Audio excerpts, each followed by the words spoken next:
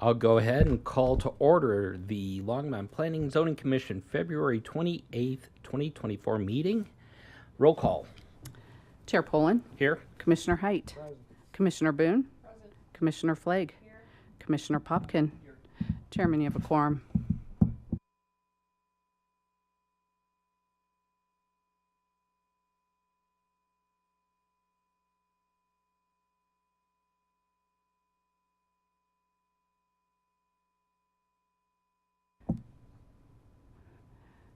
And Councilmember Rodriguez. Here. Chairman, you have a quorum. Thank you very much. Communications from Grant Pedlin, Planning and Development Services. Chair, members of the commission, no updates for the agenda, et cetera, this evening. Okay, thank you very much. Next item is public invited to be heard. This is the first one for the beginning of the meeting. If anybody in the audience would like to come forward and talk about something that is not on the agenda for today or likely to come in front of us in the short term, you're invited to come up and speak for 5 minutes. Nobody has signed up. I will give the public a chance. Nobody's moving forward. I'll go ahead and close public invited to be heard. Next, approval of the minutes, but there are no minutes to approve. So we move on to the public hearing. Number A, 530 Alpine Street variance. Planning and Zoning Commission reviewing variance request pursuant to Ordinance 20, boy, I got wiped off my page. 2024. 06. So, presenting is... I'm Brianna Peterson. I'm representing for Peter McDixie. Okay, but we have from the Planning Department. Good evening. I am Kristen Cody. Thank you, Kristen. Go ahead and take it away. Thank you. Good evening, and thank you, Chairman Pullman and members of the Commission. This evening, for your consideration, I am here to present the application for variance concerning the property situated at 530 Alpine Street. The subject property spans approximately 0.15 acres and is situated within a residential mixed neighborhood zone in the southeastern area of Longmont, positioned east of Alpine Street, west of Cameron Court, and north of East Fifth Avenue. It was incorporated into the city's jurisdiction in 1970 through the Sunnyvale annexation, and according to the Envision Longmont Comprehensive Plan, the property is designated as mixed neighborhood. The applicant seeks approval for 3 variances to permit the continued placement of an 8-foot fence within the zoning district. These variances include a request for a 2-foot increase beyond the prescribed maximum height limit of 6 feet in a side yard and rear yard, permission to erect a fence in the front yard that lacks the mandated 50% transparency, and a variance of 4 foot and 6 inches to exceed the established maximum height restriction of 42 inches for a fence in a front yard. This slide showcases visual representation of the fence. The first image to your left provides a perspective from the applicant's property facing northward, while the second image captures the fence from the neighboring property to the north facing southward. Both photographs were taken on February 8th, 2024. This slide demonstrates that notification procedures were followed in accordance with municipal code stipulations. Specifically, notice was sent through publication in the newspaper, posting at the site, and mailing of public hearing notices to property owners residing within 300 feet, a 300-foot radius of the property boundary. The Planning Commission, in its capacity as the Board of Adjustment and Appeals, determines the approval or denial of any variance according to the criteria outlined in sections 1502.060.I.5, titled Review Criteria for Variances, and section 1502.055, which delineates the review criteria for all types of applications under Longmont Development Code. The Planning Commission, acting as the Board of Adjustment and Appeals, exercises authority to approve or deny variance based on the specified criteria. Based on review, staff believes that the review criteria outlined in sections 15.02.055.2, 15.02.055.3, and section 1502.060I.5.A.II have not been satisfactorily met based on the information provided with this application. This concludes my presentation. Code enforcement staff is available to discuss and address any inquiries that you may have of them. Additionally, both the applicant and their legal counsel are present and ready to respond to any questions. Thank you so much. Thank you very much. Next for the applicant, and I believe it is Brianna Peterson. Yep. And turn it on.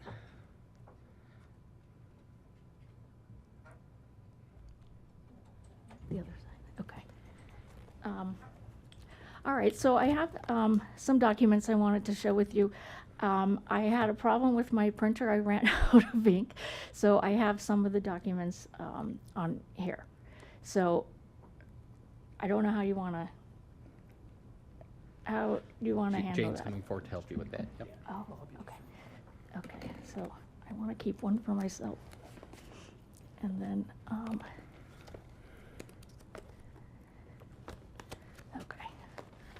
I hope those are done, thank you.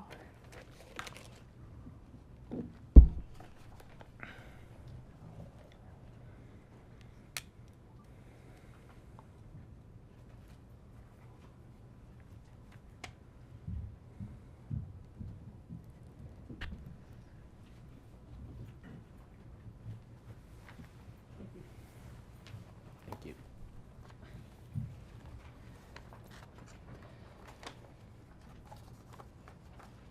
Oh, wait, I have one more.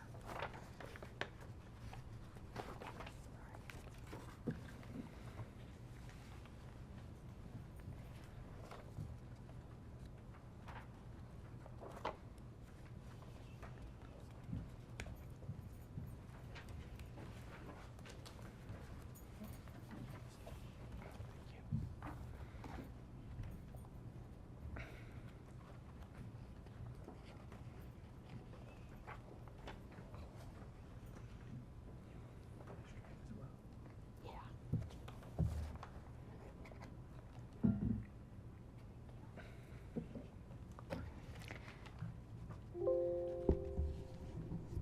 Okay, I'm not gonna have any idea how to do that, so.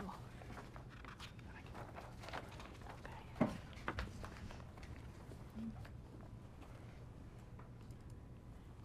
So there's the folder. Okay.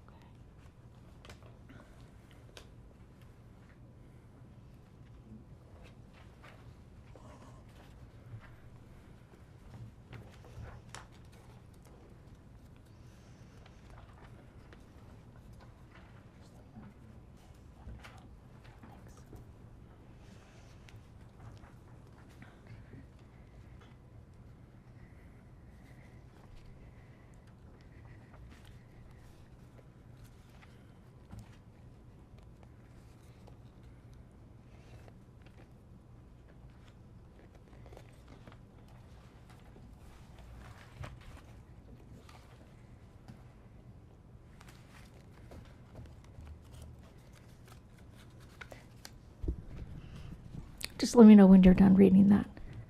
Or at least the cover letter. Oh, I'm, Okay, okay. So, you get a basic idea about why we're asking for this variance. Just wanted to present some of the different codes and the different things that I think apply to this case. So we're starting out, wait a second, I wanted, wait, okay, let me do this.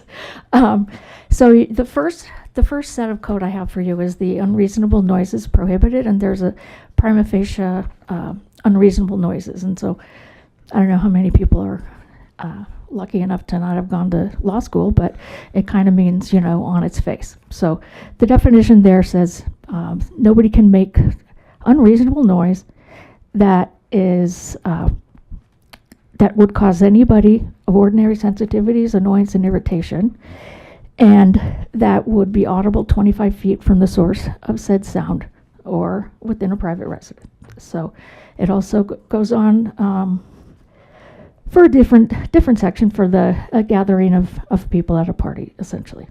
So basically, I'm going to have Peter come up and kind of explain to you the situation at their house, because I think he can tell you his experience better than I can. So I'll just have Peter come up for a minute.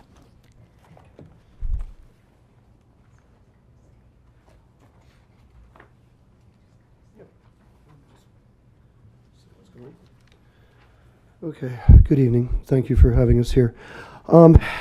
The construction of the fence was not something we did on a whim, something we just did capriciously. It was my attempt to care for my wife's health, her mental and physical health, both. The neighbors to our north not only were, ongoing noise making up until the time that I went over and banged on their door, and we went into whatever you call that meeting with the city, and we drew up an agreement where we don't go into their property anymore, and we call the police anytime that we think they're being unreasonably loud. The degree of noise that we're talking about is not just a barely audible thing that you hear like out of the corner of your ear or something. It's an echoey thump that happens in our walls due to the way the building was constructed in 1976. This is not a new home by any means, and probably not as well insulated as it could be. However, the problem of their playing the subwoofers and the bass notes when they play their music next door is where the root cause of the problem is. It gets into the guts of our home, and it just thumps, thumps, thumps, thumps. There is no rest, there is no sleep. That kind of noise can exacerbate my wife's PTSD. She is a recovering cancer patient, we hope, for many years to come. This affects her health in a negative way. This is just the noise part of it. The fence has been a mitigating factor in keeping the noise levels down from everything to the north of our property.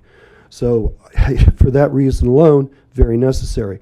The secondary thing, which I think is equally as important, if not more so, is the lack of visuals.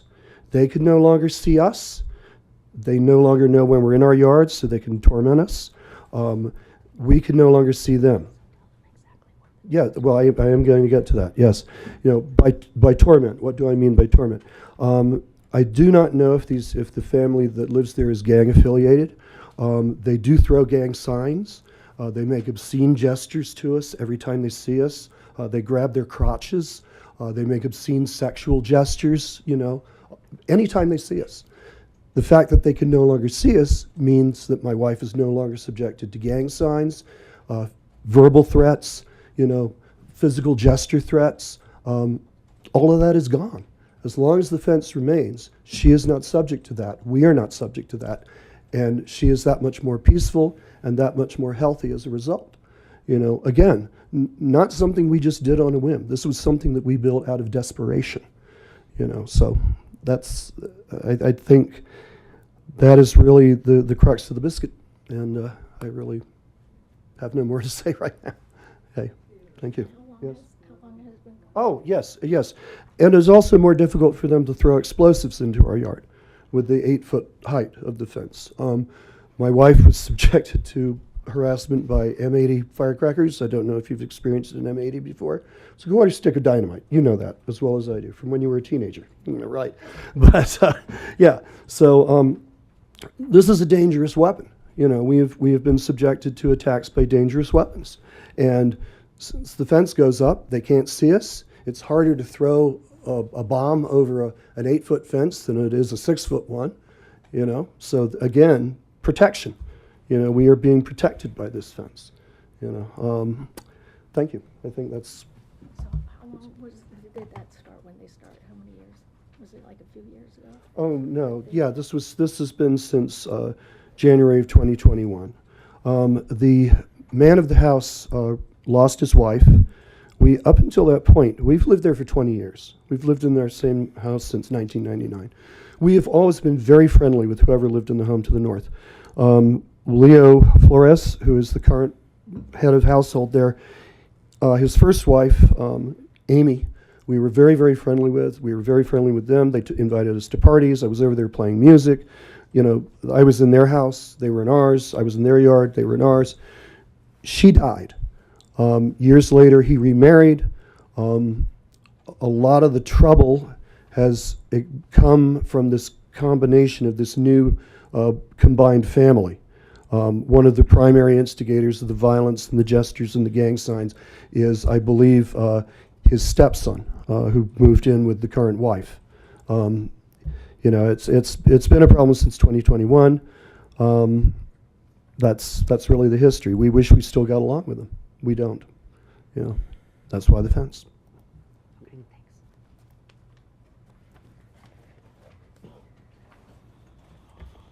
Okay. Where did the rest of my, there they are.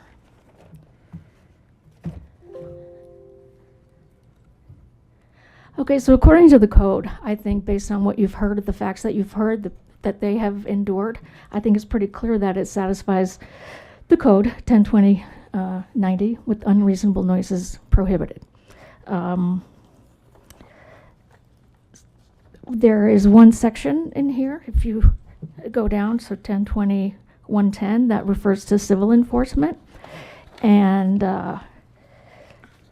that violation is considered a public nuisance, and it says the city attorney is authorized to bring an action.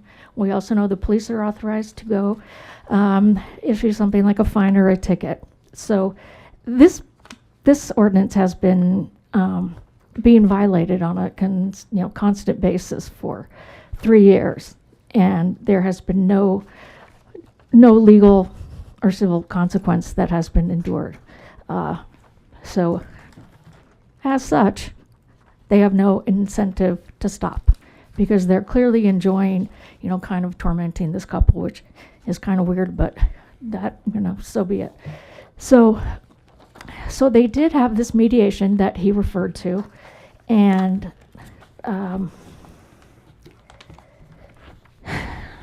okay, where did I put my, okay. So you can see the mediation they had and the report. So the report essentially says that Peter had to pay for this damage to this door, which I don't know. If you look at him, I can't imagine him breaking into a door, but and I've known him for 20 years, and I know he wouldn't do that. So what the agreement was that they would pay that Leo would be attentive to the noise level and turn it down if he can tell it is causing vibrations next door. And if they wanted to communicate, to tell him about the noise, they were required to call the police. It said they will not come on the property except in an emergency. So they were instructed by the city of Longmont to call the police every time there was what they considered a noise, public nuisance happening. And so that is what they did. So they called. So we have the dates of the police. And then, but now this one is only the report for the neighbor of when there was actually some sort of communication with the police, with the neighbor. They don't keep a record of any of the calls, because I would have loved to have shown that, because it would go back a very long time, and you could see, because, according to them, there were many times that they called the police and either the police didn't show up or they would see them kind of drive by with the windows up real slowly and not approach the door, not listen.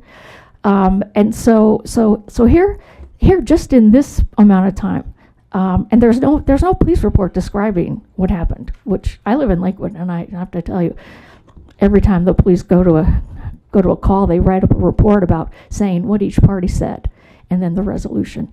So some of these things I don't know. I don't know what general assistance means. But we've got here 3 warnings.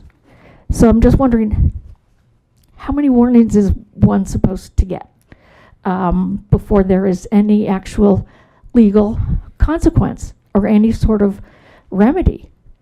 So obviously, we've got the warnings, we've got the fireworks that were thrown over the fence, or over into the yard, whatever this general assistance thing means.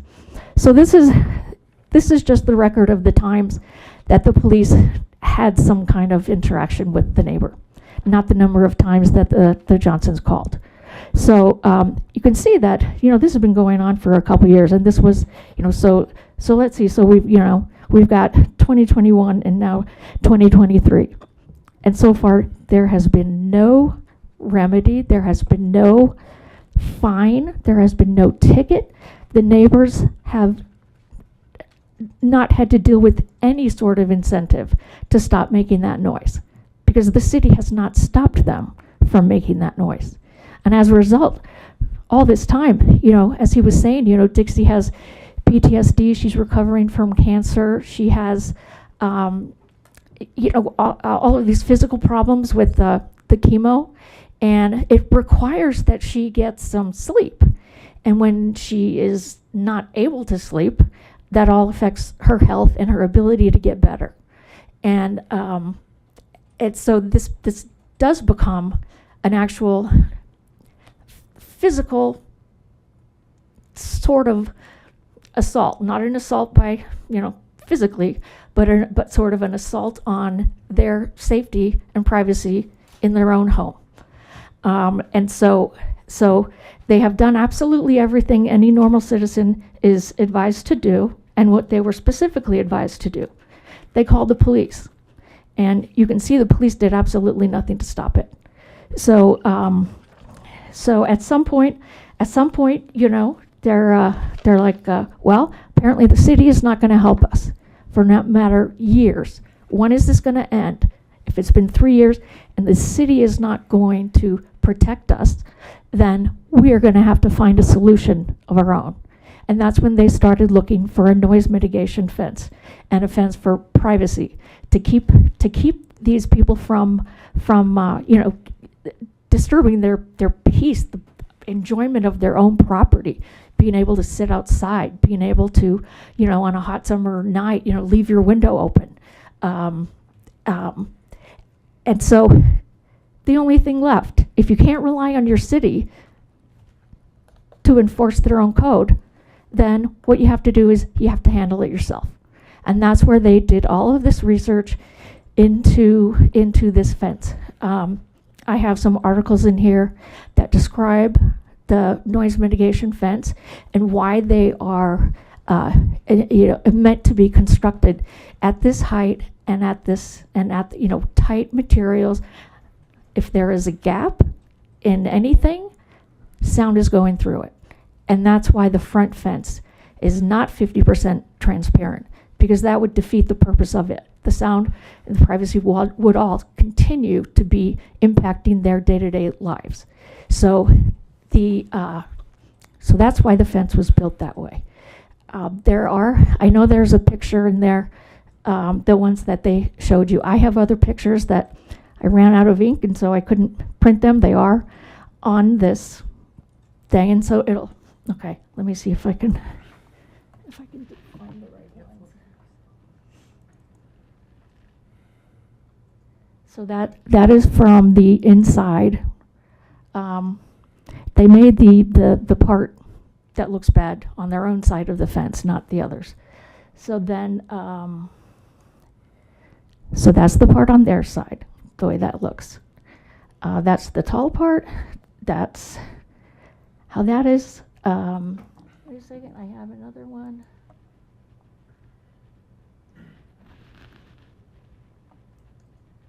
Okay. Shoot, no, I can't find it.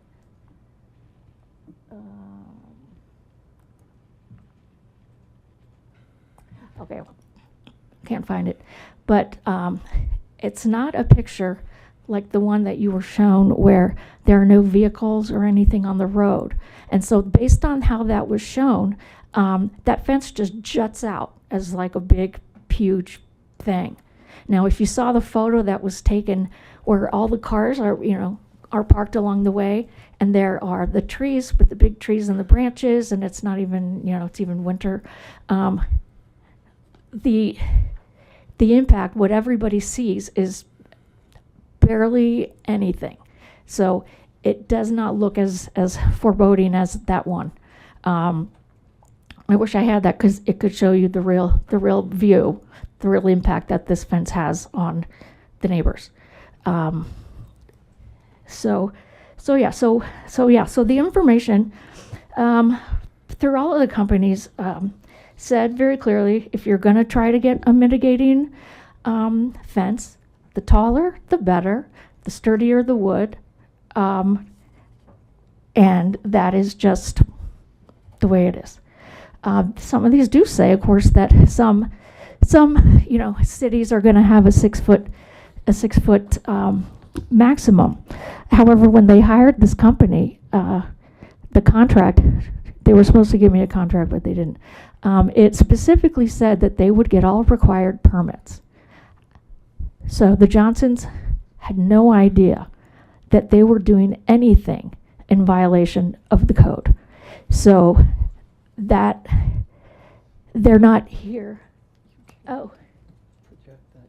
I don't know how to, if someone can show, I don't know, can somebody?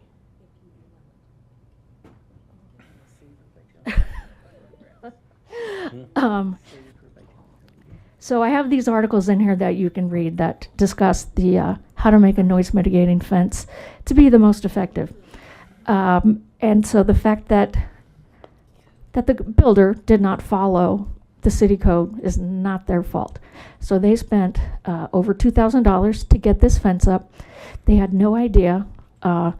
They were essentially shocked to find out that there was any code that this fence was violating. And here they spent a lot of money. The fence was doing exactly what they wanted it to do, giving them the privacy and the noise mitigation that it was meant to do.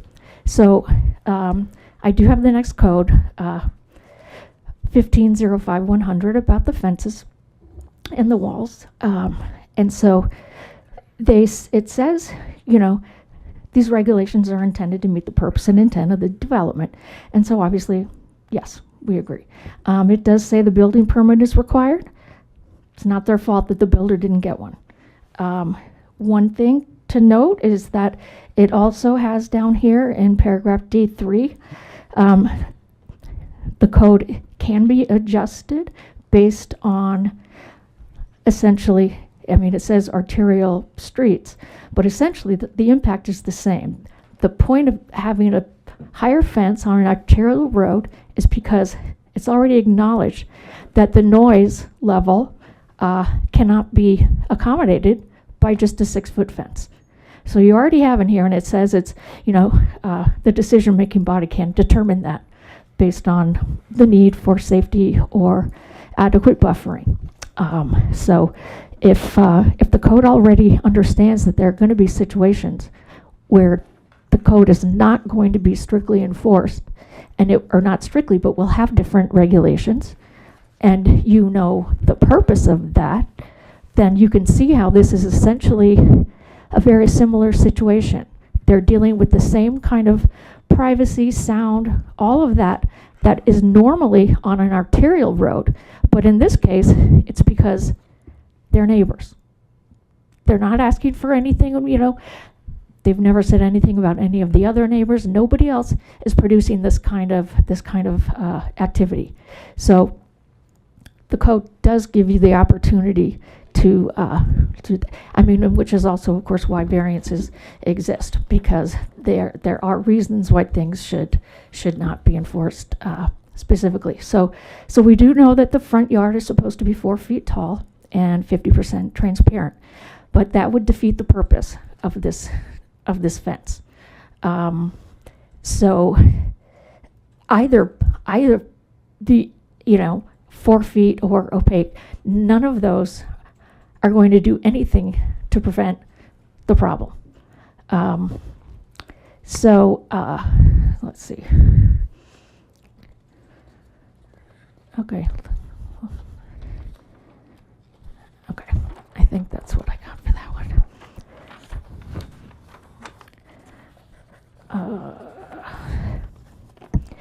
Okay, so this is just one picture of the fence, but it's just, you've already seen that essentially.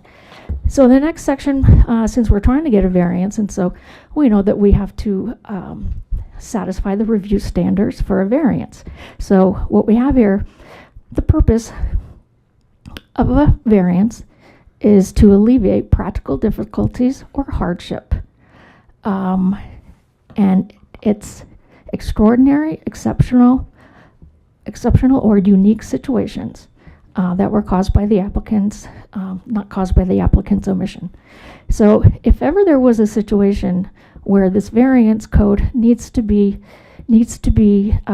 exempt is, I mean, it's all in that paragraph. Every single thing in there, we've already shown.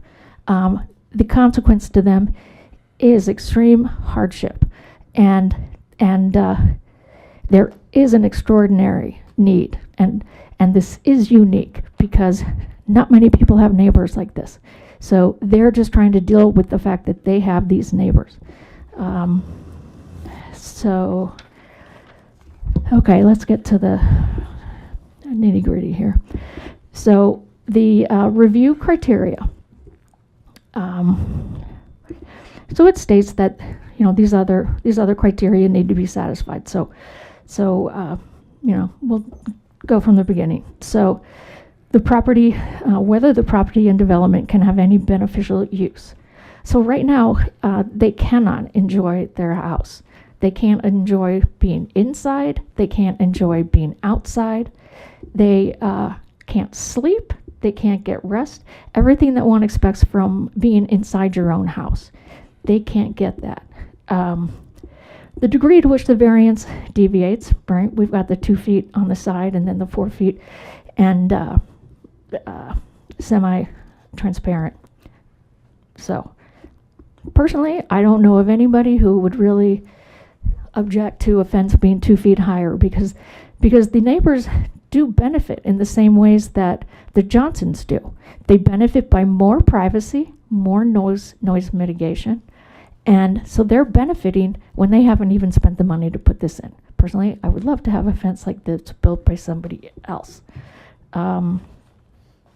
So obviously they didn't purchase the property with this. They didn't know they were going to encounter these neighbors and the consequences that they're doing. So, and whether the standard can be addressed through some other means. So the question is the standard, all of the means that are provided by the city that are intended to protect their residents were ignored. So they wouldn't even be in this situation if the police had enforced anything. So there was no other way. And the standard cannot be addressed in any other way because a noise mitigation fence has to be built to these dimensions. It just has to. All of the articles, all of the research says that. It says the higher the fence, the better, the sturdier, and no gaps. You can read through that all. It's all in there. And so the next one, the purpose and intent behind the regulation will be maintained. So the purpose and intent behind the regulation, of course, you get to have a fence so that you have privacy and people aren't just staring, you know. I have a fence, my whole neighborhood has fences, you know, and so the point is to have some bit of privacy and control over your own property. So the fact that this fence is going to be taller is still goes along with the purpose of this regulation. The variance shall not adversely impact neighboring properties or neighborhoods. And so again, that's kind of the same thing. They actually benefit by this. Obviously it doesn't create any other kind of building or fire code except, you know, the fence code. It's not granted for a self-imposed hardship. It's needed for a hardship imposed on them by their neighbors and the subsequent lack of response by the city. So, and this is the least deviation because this is the only chance they had to get the kind of protections and privacy that every resident is meant to enjoy. One thing is, where is it? So one part about this is that, you know, you're trying to enforce the intent behind the regulation. So the fact of the matter is that if this variance is not provided, it is absolutely denying the purpose and intent of this regulation. Because if the purpose and intent are to provide these sort of protections, if they can't have this fence, they will have absolutely no chance to enjoy the normal benefits of this regulation. So it's not going to cause any hardship on anyone else. If it's not granted, it's going to cause extraordinary hardship on them, and it's going to defy the entire purpose of what I think, at some point, since I've been an attorney for 30 years, and I can tell you I've been across a lot of laws that sometimes the law fails. So sometimes the law is not the most just thing that can happen. And when that happens, what you do is you just put in a little bit of common sense. And this is one of those situations. So the only way, I believe that we've qualified for all of these arguments. So I believe it would be completely, completely validated just based on the facts and the fact that we're meeting these review standards. But even if one of you decides, maybe not, I can tell you that would be an example of the law failing. And that would be an example of where simple common sense has to come in and fix the problem. So, so that's it. If you have any other questions, there are other documents on that flash drive. If you have questions about anything, to follow up with anything in the materials or anything I've said, if I wasn't clear, or if you just have any kind of question, because I know this is, you probably don't get a lot of these, but that's all. That's all I'm asking from you. I'm asking you to consider the facts, the law, and the common sense.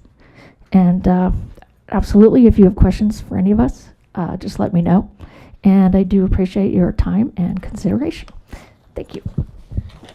Thank you, Brianna. At this point, this is a public hearing item. At this time, nobody signed up to speak for it, but I will open it up to the public. If anybody in the public has remarks they would like to make, they are limited to 5 minutes? 5 minutes? 5 minutes. 5 minutes on this, and I'll give the public a chance to come forward. Nobody's coming forward, so I'll go ahead and close public invited to be heard.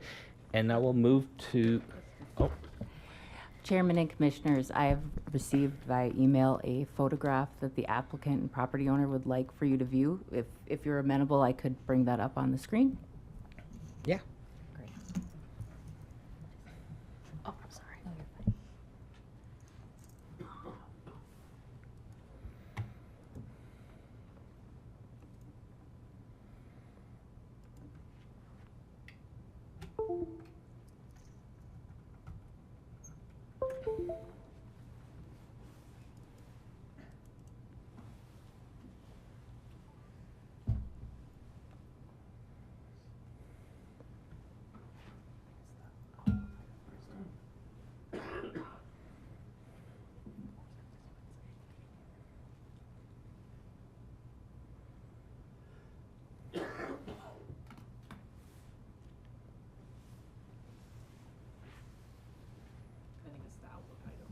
Ah, thank you.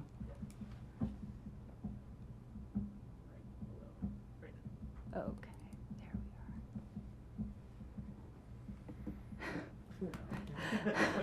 we are. Okay, well. I think if you click cancel, it'll just open it. All right. See, it's not just me who can get these.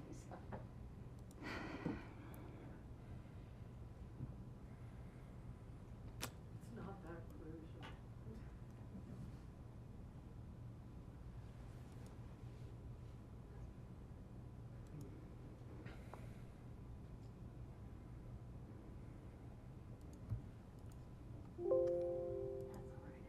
Okay.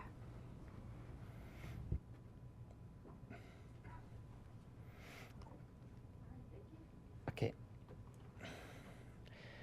We have closed public invited to be heard. Next is comments, questions from the commission. Commissioner Height. Thank you. I wrote a little something while I was sitting here listening. Ms. Peterson, Johnson's, good fences make good neighbors. You have a problem with your neighbors.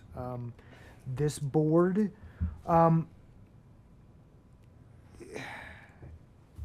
is a quasi-court with the responsibility to enforce the city of Longmont's regulations concerning fences.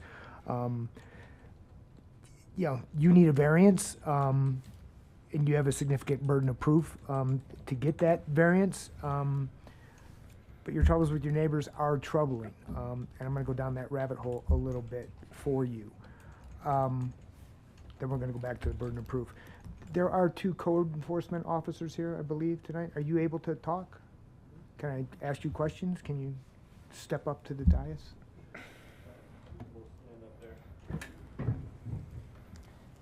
Please state your name and address for the record. Dane Hermson, Code Enforcement Manager. Ryan Garbert, Code Enforcement Officer. Gentlemen, thanks for coming. So a lot of noise complaints. It looks like the police have responded mostly. Have any of those complaints ever hit your desks? Code Enforcement does not respond to those type of noise complaints, so they'd only be referred to the police department.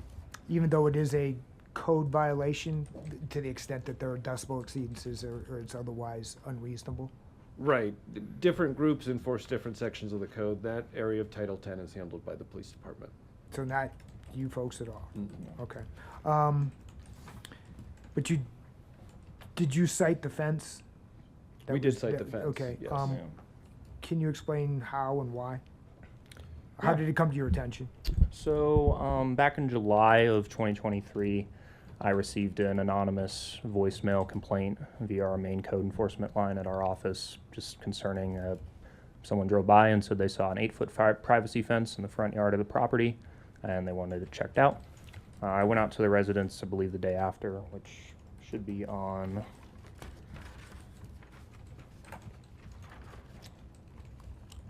July 26th at about 2:10. I went out to the property and obviously observed a 8-foot privacy fence that has been constructed pretty much from the sidewalk all the way into what appears the backyard along the property line of 530 and 536 Alpine Street. At that point, we obviously have a few different code violations. 8-foot fence in the front yard of the property doesn't meet the openness requirements, and it's also above the maximum tolerable 6-foot fence height. So at that point, we issued a notice of violation, and then we received contact from the property owners, which kind of led us down this path. Okay. So it's kind of a quick overview of our case there. This is a residential neighborhood. Are there other residential neighborhood situations akin to this where there might be an 8-foot fence extending out to the road? In my year and a half that I've been here, I'm sure Dane can speak to this as well, I've not seen an 8-foot fence that extends all the way into the front yard of the property. That we certainly have had cases in the past where someone does build an 8-foot fence, but we do send them a notice violation, and most of the time they do correct the violation. But from my time here with the city, I have not seen a comparable fence anywhere else. Okay. Next question, I think might be the last question. In the alternative, can you build a fence or a wall closer to your house that might be 8 foot or higher that's not a perimeter fence, so that you create a sound barrier by diminishing your light and enjoyment by putting a fence closer to your house to create a sound barrier, an additional sound barrier? Can you do that? Are there setback issues, or I'm assuming there's something. I don't know that I've ever had that question come up. What you're talking about is that on the perimeter you can have a 6-foot fence, but if you move it back in, can you meet regular setbacks like any other structure? Right, and could you put up a 10-foot high fence? Sure. Next to your sure. house? I've never had it come up. I'm not confident I'd be able to answer that correctly. The only area I'm aware of where you can have 8-foot tall fences on residential properties is along arterial streets. Okay. And that would not be in the front setback. Okay. Thank you, John. Of course. Before I let them sit, does anybody else want to ask them questions? I still have more on my agenda. Can I yield so that they don't Yes. have to come up and down? Yes. Okay. Commissioner Flake. Thank you. So what is the setbacks? What is the setback in that lot from the side setback to the house? Are they Oh, at how 5 foot or 10? How far is the fence from the house now? From the No, pro- what are the setbacks for that lot in that subdivision in Longmont? What are the side setback requirements for the house? So for accessory structures, I know right now we typically require, I believe, 5 feet from new accessory structures. And how Um, much for the house? For a house setback, if a house was built today, it'd be 5 foot as well. So then, all that they have right now is a distance between their house and the fence of about 5 feet? It sounds like it. I haven't been out as much as you have. Yeah. I, I haven't specifically measured the distance from their house to the Right. Yeah, fence. We don't have a schematic of exactly where the fence is on the Okay. property. and, so, you don't know if you would authorize a 5-foot setback for the fence, regardless, so that it would be able to meet code at least up until the front setback area is reached? We'd probably we'd have to discuss with probably the planning manager and building department who issue the permits. They review those. I Okay, think it'd be they'd have to move it almost against the house well, that was, to meet that that's, setback. that would be my understanding. Do you have anything to do with looking at placement, for example, as far as traffic situations are concerned with a fence that comes that far out? Site distance triangles, yes. Right, and does this one, I believe it is in the 15-foot site distance triangle where the driveway meets the street. so both of those driveways are affected but no streets? Correct. And the mailbox that I see, at least in one of the photographs out from the fence, which property does that belong? Do we have any of those photos?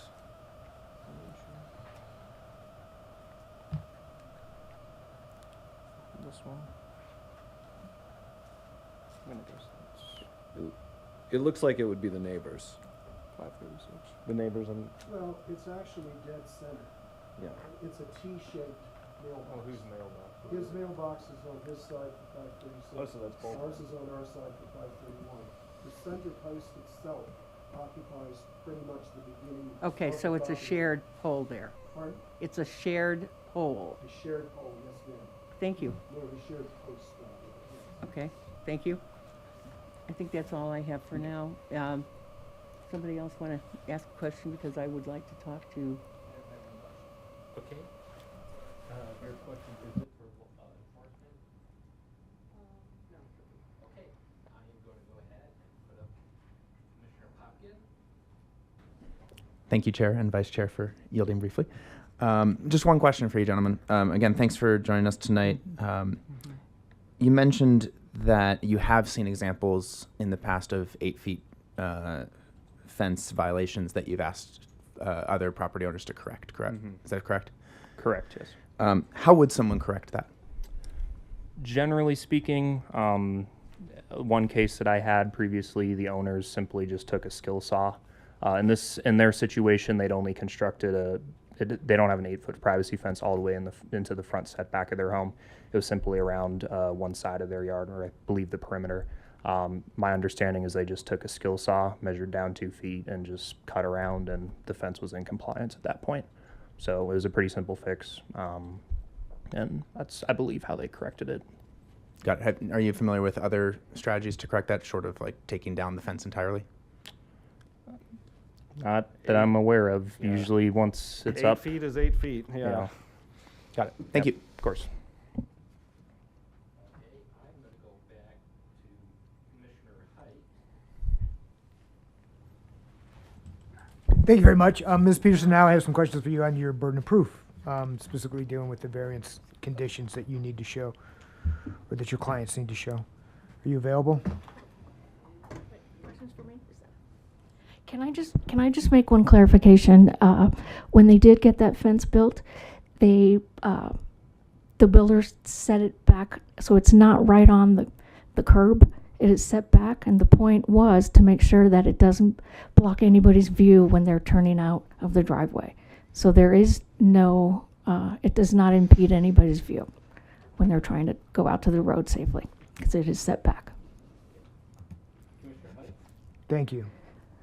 There are two principal things that need to be shown under, I guess it's section 15020605. Special circumstances and a hardship and/or practical difficulties. The special circumstances include but not limited to, more or less, the physical dimensions of the property. What of the physical dimensions of the property will require this variance? I mean, I appreciate that you're next door to loud neighbors, but what other aspects of this property are unique that require this variance? Well, I mean, noise is one thing, but having fireworks thrown at your face, I think, is a pretty significant reason to have a fence. I totally appreciate that. That that there are what you allege, poor neighbors. But poor neighbors are different than the physical characteristics of the property, which is what my questions address.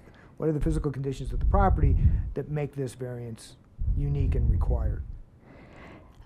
It has nothing to do with that. It has nothing to do with the it could be a fence, and if it was 6 feet, we wouldn't be here. But it's 8 feet. So there is nothing that has to do with the actual property other than the need for the privacy and the sound. That's going to be a big problem for me. Next issue is alternative means of addressing your problem that have, I guess I suggested one. Are there other means that you've looked at to address this sound issue? My suggestion to code enforcement officials, or my question was, can you build a fence next to the house?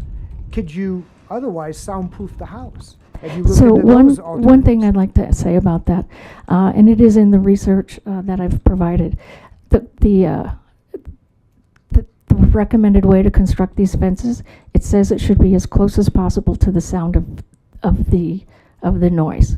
So that's why it would be at that far.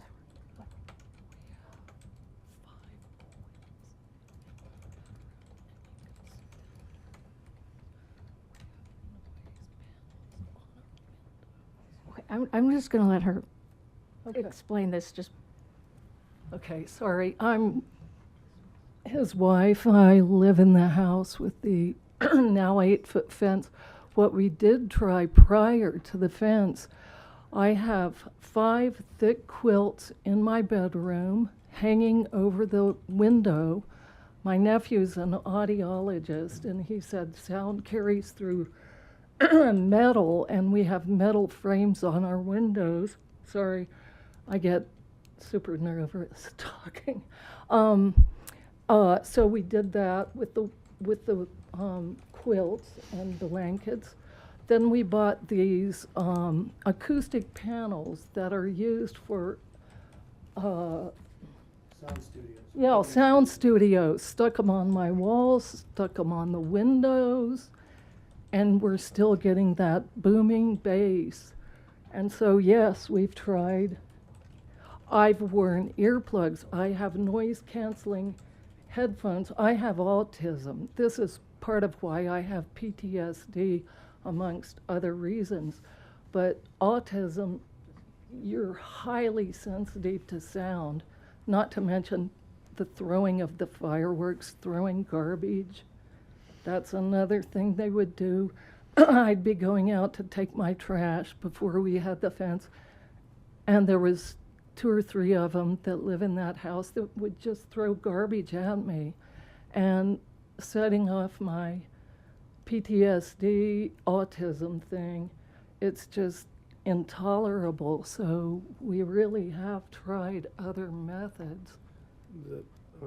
The nature of the property, I wanted to try and address that question.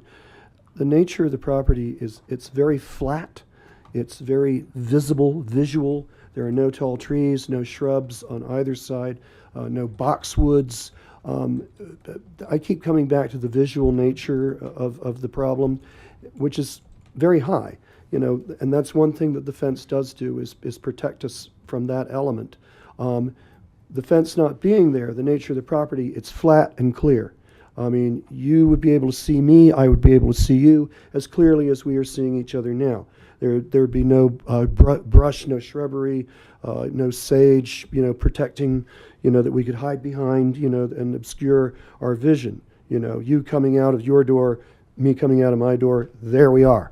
What's going to happen? Which is Yeah. my next question. Have you Yeah. looked at planting cypress or juniper, a fast-growing, thick, nasty tree? We have that would yes, sir. stop That has the been site. that has been another thing that we have in fact attempted is we put in a massive amount of Russian sage, tried to build up the Russian sage. There's Texas yucca, very spiny that we've got around the mailbox now.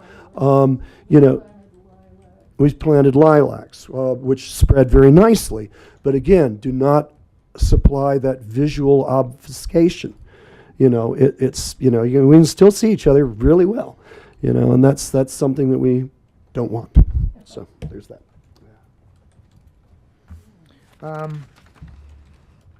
Well, I appreciate your issues. I understand you have a bad neighbor. I don't know that this fence is gonna,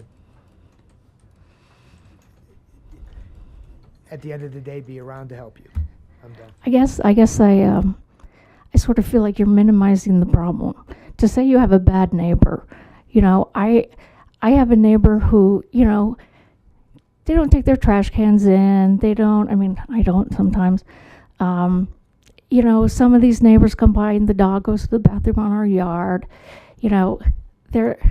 They're not doing anything intentionally to hurt me.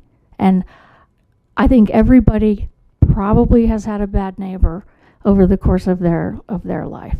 I don't think many people have neighbors who purposefully try to harass their neighbor. I think that's very different from a bad neighbor.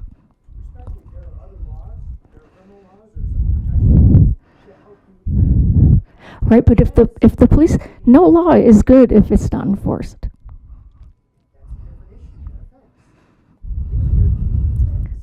You're telling me you have a bad neighbor. I feel for you with a bad neighbor, but I'm not so sure your fence meets the variance criteria that I can let you help yourself with the fence. You have a different issue requiring different legal techniques, I'm afraid. Well, the point is that the fence was necessary because any civil or criminal action was not taken by the city. And that's why they had to. Do you think they wanted to pay this much money for a fence? No, they sought help from the police as they were instructed to do. And the police did nothing. And that's what makes this necessary. So if you want to take down the fence, and they keep calling the police, well, when is this going to end? Is it going to stop? Are they going to stop? Of course not. Of course not. So, why don't you go send a cop over there and say, let me find you, because we've been giving you warning after warning. So that's the reason the fence is necessary.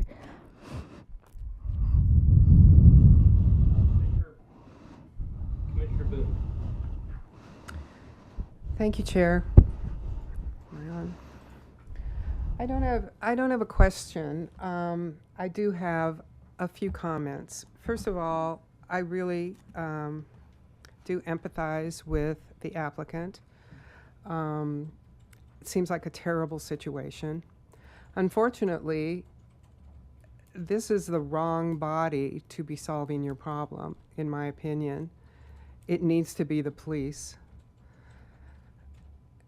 There are a lot of bad neighbors in our city, in every city, and that's what police protection is for. We have rules about building in our city that pertain to everybody. And yes, there are variances that are taken for specific conditions, but not for bad behavior of your neighbors. That's my biggest issue. The fact that there wasn't a permit pulled, I've got a big issue with that. And the onus, again, should be on the homeowner to check and make sure that you've got a contractor that knows what he's doing. I'm wondering if any action has been taken towards this contractor. You've already paid him presumably. You Well, shouldn't. I would think you that shouldn't if have. one of the requirements in the code is to require the permit, then I would think that code enforcement would go over to the builder and say, look, you didn't get a permit. I don't think it's up to a regular citizen to make sure that that something like that is being followed by a company has already written down. So they did breach their contract. There's no question. They breached their contract by not doing it, but there's no way that they were supposed to know. How are you supposed to know? When you hire a contractor, the contractor is presumed to know the code. If the contractor cannot comply with the code, are they still in town? Are they still in business? Maybe they shouldn't be. That's a whole nother issue. But ultimately, it's the homeowner's responsibility to have a responsible contractor. Commissioner Height brought up the idea of landscaping. I think that is an option. On my personal house, I've got 20-foot junipers on one side because my neighbor is 10 feet from me. And they make a nice hedge. Boxwoods make a nice hedge that have structure throughout the winter. There are other alternatives. And again, I would bring up the idea of a fence that's put up against your house. Now that's taking out of your yard, but you've got a problem. So if you need to solve But it what would some be the way- difference if it was up next to the house versus on their, I mean, I don't see the difference. It's a How- structure that's on their house out of the setback. Yeah, I mean, it's like building an outbuilding on in their backyard, for example, that can be taller than 8 feet.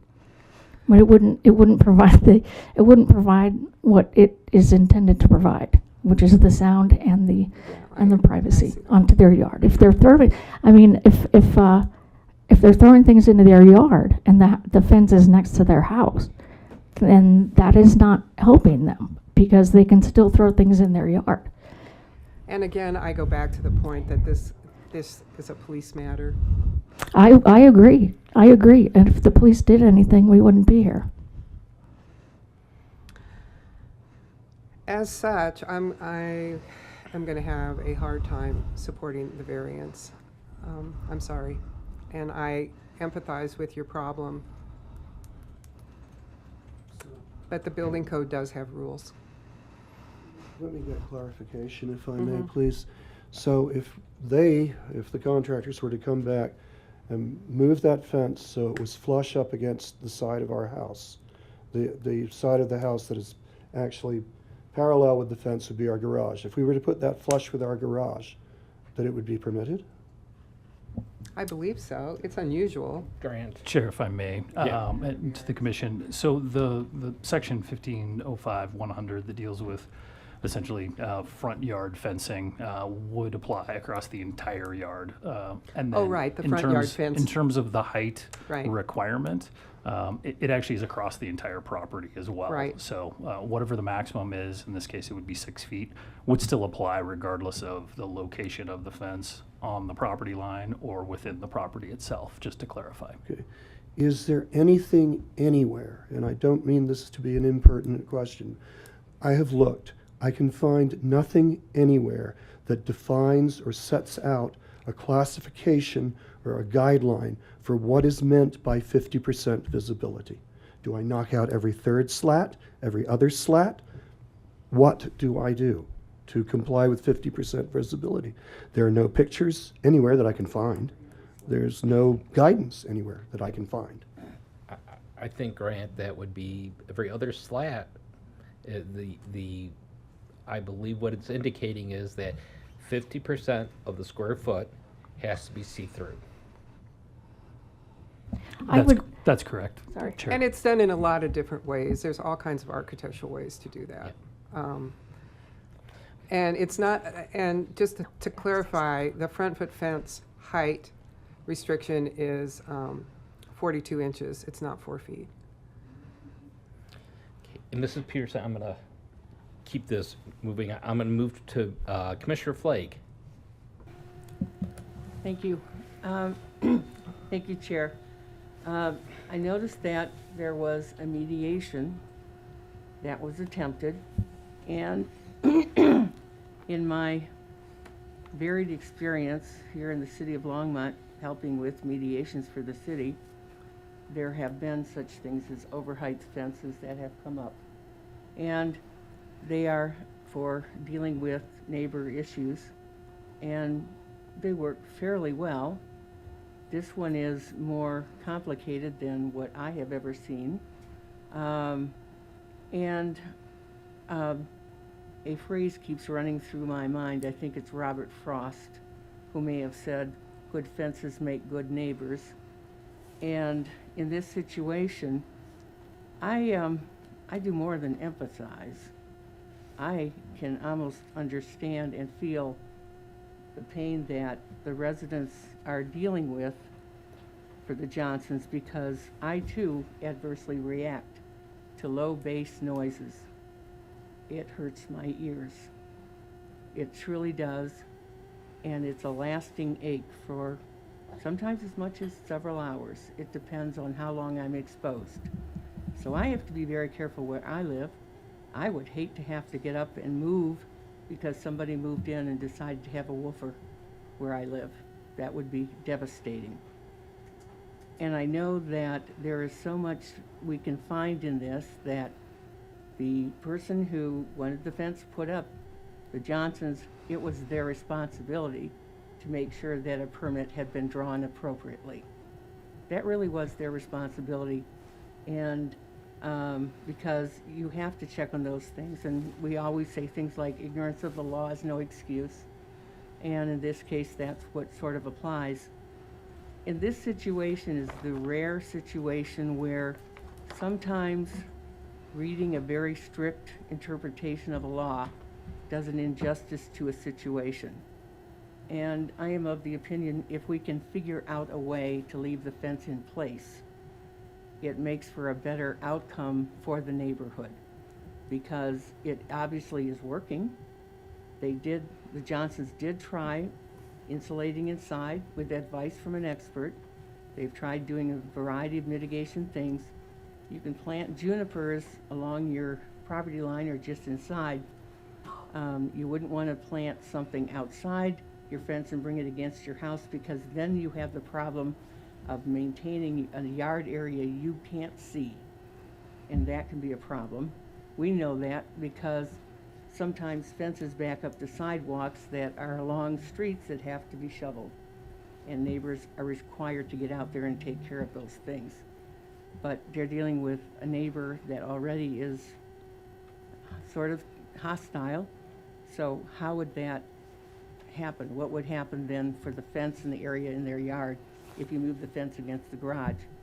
The other circumstance brought up is that the closer you can put the fence to the noise that needs to be mitigated, the better mitigation there is.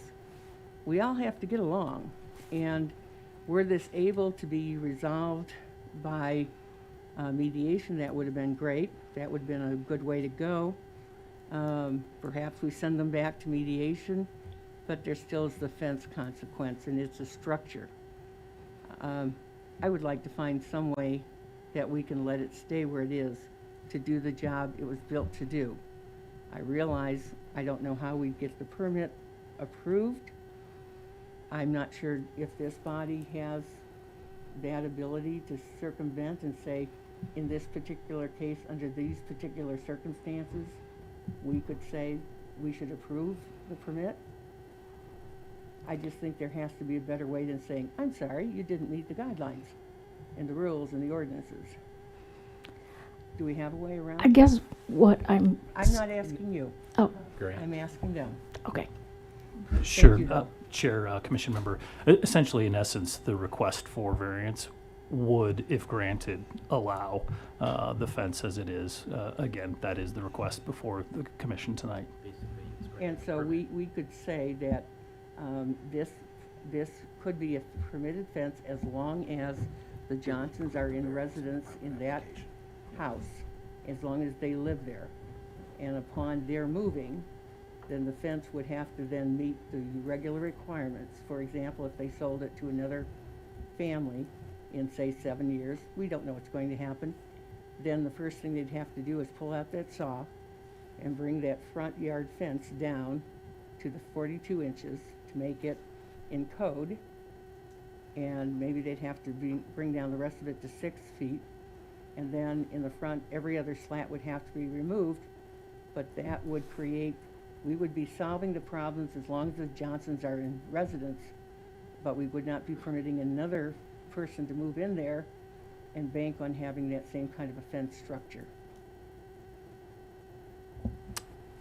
So to speak to briefly in terms of the process, again, if the variance was granted, that would be included as part of the permit application that would be reviewed and approved based upon that variance.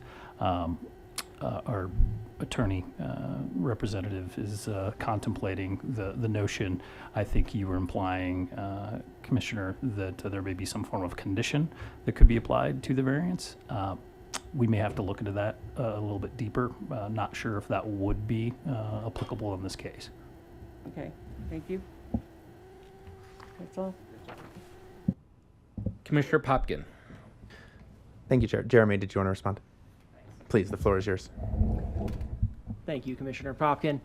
Commissioner Flagg, just to answer your question concerning conditions. So under Code Section 1502.040, Common Review Procedures, subsection N, conditions of approval, decision-making body may impose such conditions upon the subject development as are necessary to carry out the general purpose and intent of the development code. Conditions of approval shall be reasonably related to the anticipated impacts of the proposed use or development and shall be based on adopted standards. Decision-making, and that last section doesn't apply. So that's my advice in terms of conditions is, we can turn towards 1502.040 for conditions that the Planning and Zoning Commission may put onto the variance application request. So in other words, we could say, since this fence is particular to the residences now, people living there in that house presently, then after they would sell the property, then that would have to be, or they're no longer in residence, even to the point where if they move out and they rent it, then the fence would then have to comply. Oh, sorry. If they moved out of the property, then the fence would have to comply. It would be based on their actually living there, not on their ownership of the house, just to be clear that we are doing this for a specific purpose because of health reasons. I would just reiterate, because that's not a decision I can make, that's a decision the Understood. commission has to make. But the condition of approval has to be reasonably related to the anticipated impacts of the proposed use and should be based on adopted standards. So I think that's the criteria I would focus on when considering any possible conditions of the variance. You're welcome. Commissioner Popkin. Thank you. First of all, to the applicant or applicants, this is undoubtedly not the perfect body to handle this type of an issue.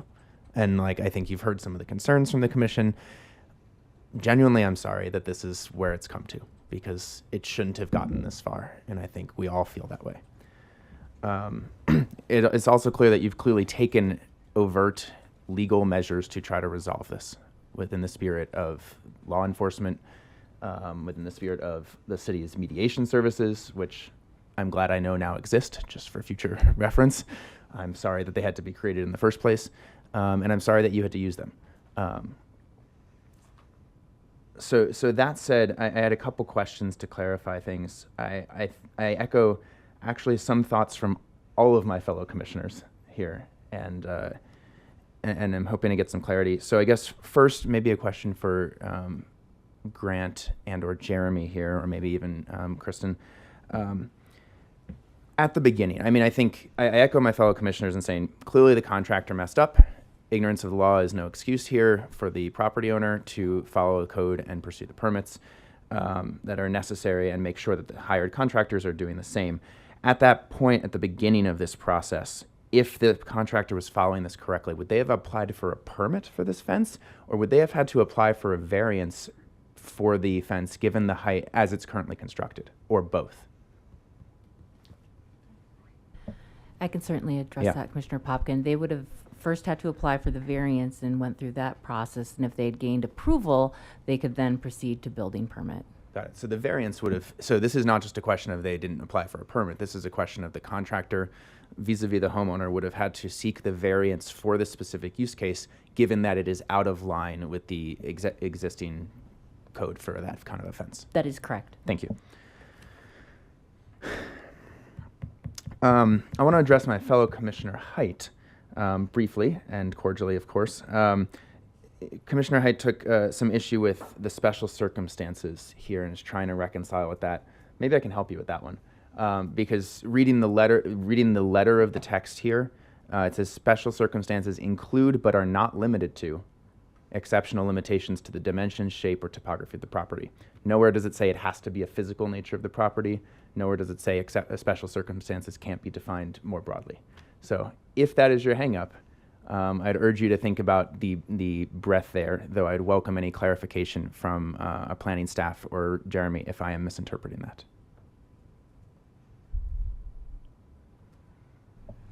That is indeed what the text says. I have not received a formal interpretation of that, but I don't believe we define it anywhere else in code. So in theory, whether you agree or disagree, in theory, having sought multiple tens of police support and mediation services to resolve a poor neighbor situation could be considered a special circumstance. Right? There's no reason why it has to be a physical delineation of property situation. That is my understanding. Thank you. Jeremy, anything else you'd like to add on this? Not at this moment. I'm double checking to make sure we don't have a definition somewhere else in the code, in the Sure. land development code. 1 second. Got it. While you're looking that up, a question for you, Ms. Peterson. We're trying to figure out, in some ways, according to the code here, the degree to which the variance deviates from the otherwise applicable standard and what's appropriate here, and whether that standard can be addressed through some other means other than a variance. Certainly, the applicant has tried to address this in certain ways, mediation, police, other soundproofing and audio stuff. I'm a musician. I understand the soundproofing technologies that you're referring to. Some of them work better than others, for sure. I totally understand that. Ms. Peterson, you shared before in your presentation that to be built, a noise mitigation fence has to be built to these standards, and that this is the least deviation. So, what the research said from the different companies that do this is that they said to be the most efficient, it should be as tall as it can be. It should be at least 8 feet. So, according to the research, that is what it says to be the most efficient. So we're muddying the waters here a little bit, and this is what I'm trying to clarify. Technically, some of the research that you shared says a 6-foot fence, which would be code compliant, within a few to certain parts of this, at least to one of the variances that we're talking, actually, relative to one of the variances that we're talking about here. A 6-foot fence or even taller would be able to block out more noise. This is from Clarksville fencing that you provided. Right. So clearly that would be the least deviation possible if it's compliant with at least one of the variances that we're talking about. Is that correct? You mean to keep it at 6 feet? Yes. So, well, I mean, you're asking what the deviation would be. So the deviation would be the 2 feet. The most efficient, since that is the most efficient to resolve this problem, that's why it was built that way. Well, it was built 8 feet. Right, that's what I'm saying, yeah. Right, which objectively is not the least deviation from the code standards, because it requires an extra, and the reason I'm saying that is it requires clearly a third variance here. Right, so if it was 6 feet, it wouldn't need a deviation, so. On that front, that's why we're here. Yeah, and it's also clear that a noise mitigation fence does not have to be built to the 8-foot standard. It doesn't have to, it's just the best way to do it. Sure, I mean, a 12-foot fence would be even better. Well, that would be. Right, so, I'm not trying to split hairs here, but when we're trying to determine whether this is meeting the code and whether it's truly according to the, how we're supposed to justify this, whether the degree to which the variance deviates from the otherwise applicable standard. Right, so what my view is that the deviation is the 2 feet. And so the question is, what is the impact on the neighbors? What is the impact, like, that is not a huge deviation. I don't think anybody would really object to that.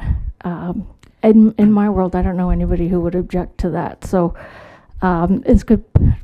Yeah, okay, So it's I just appreciate your 2 comments feet. on that. Thank you. I'll just share one comment and then I'll let you speak for a second, which is I fundamentally disagree with you on that because one of the variances here wouldn't have been necessary if it was at the 6-foot level. And so like fundamentally there, like that is not the least deviation possible to address. Well, if it was 6 feet, it wouldn't be a deviation. So the point of the variance is deviating from the law. I mean, it would still deviate from the front yard fencing Right, the heights, front yard would. but not from the other one. Right. So, Right. thank So you. the front yard would be. I'm open if the applicant would like to respond in any way as well. Something else, and this is not a minimal thing. Yeah. The nature of the house that the neighbors occupy. We are a single-story structure. They are a 2-story structure with a back porch. Now, that extra 2 feet may not seem like much, but that extra 2 feet above the 6-foot level is sufficient to block their view from their second story into our backyard. Sure. You know, they are not as able to observe us. They are not able to threaten us, you know, because they can't see us. You know, so that is a good reason for that height in the backyard. You know, I would just want to point that out. I appreciate it. You know, something else, and again, I hope this doesn't muddy the waters, but something else that I found out in reading up on fence law in Colorado and fence law in the city of Longmont, the 50% visibility was originally intended for livestock, the viewing of livestock by passersby, to make sure that their neighbors' cattle were not being rustled or preyed upon by predators. This is the origin of the law. Has nothing to do with neighborhoods, has nothing to do with suburbia, has nothing to do with the city. Has to do with the rural countryside that used to be in what Longmont was prior to it being built up into the Longmont of today. You can look it up, as they say. So Appreciate the comment there. Certainly. Thank you.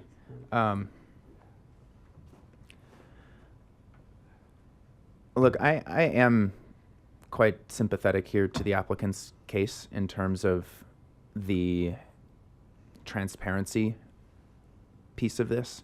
I think that a 50% transparent fence in accordance with the code here does not serve the purpose and does not enhance the neighborly aspects of it. I'm struggling a little bit bluntly with the first and third variances requested, at least to the degree that the third one is requested. And I'd welcome comments from the rest of the commission, but I'd echo Commissioner Flagg's points here that this is, a lot has been done, seemingly, that doesn't excuse mistakes that were made in the process, and it doesn't excuse mistakes that were made along the way in hiring an appropriate contractor who would follow the variance and permit process that we just talked about and clarified here. And I too would look for some kind of solution here that doesn't involve a full removal of the fence, but I'm open to other comments from the fellow commission. I will yield my time. Commissioner. Thank you. Or Chair Poland. Yes. If I may, Commissioner Popkin, to your question concerning special circumstance and whether or not it's limited to the property, there's an additional definition in section 1510.010, which is our use definition section of land development code.